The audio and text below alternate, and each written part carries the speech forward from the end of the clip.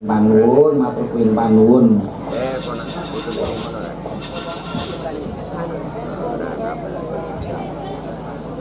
Inggih menika wonten pamundutan langgam gubuk asmara digarap tayub. Ngono. Coba menika sing nembang Mbak Utari, sing beksa Mbak Hani, Mbak Mutiara, Mbak Inar, Mbak Niken. Enggak. Langgam gubuk asmara.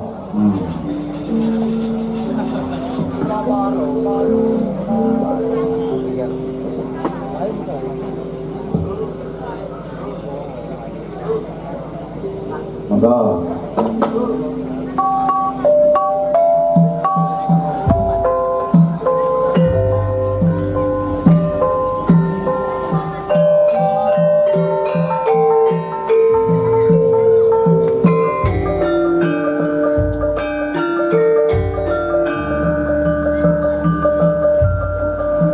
Sing paksa maju.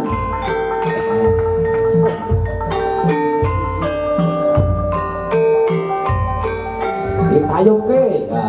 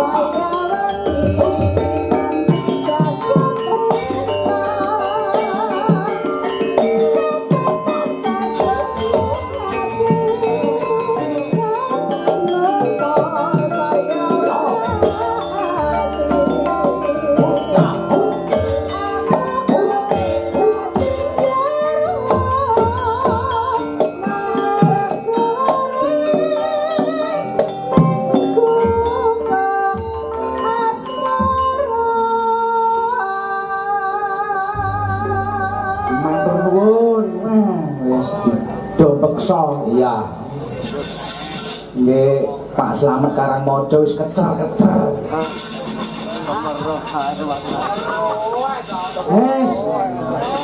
Yo mlayu wae. Aja meneh kok Pak Slamet aku iya kok. Wayang. Coba sak terusin, Nduk. Ya. Mboten katempen pangabekti kula mugi kunjuk pateng rawuhipun ya menika Pak Soimin Brewok. Uga anakku Marjuki saking Sempu Kecamatan Ngebel Ponorogo uga rawuh nenggane kawit sore. Matur nuwun tiga idaya pangaribawa. Wah, kabeh dioleske wah. Jan malih kaya sarwa kenceng. Ya.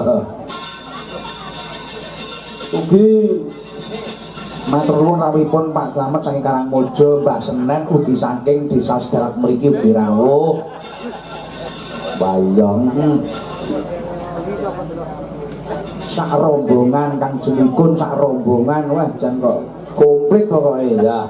Matur buing panuwun.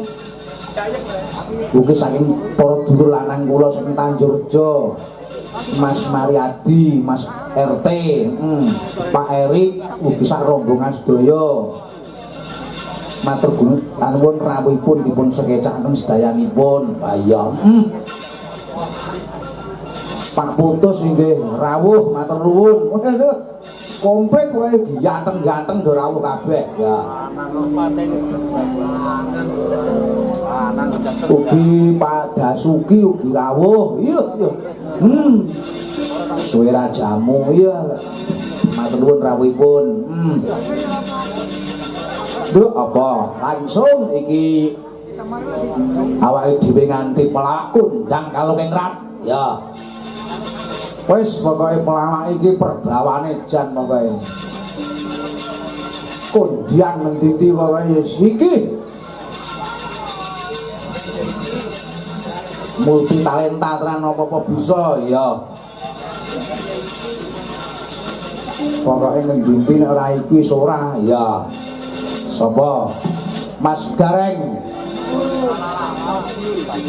Monggo dipun tancake. Walang kekek.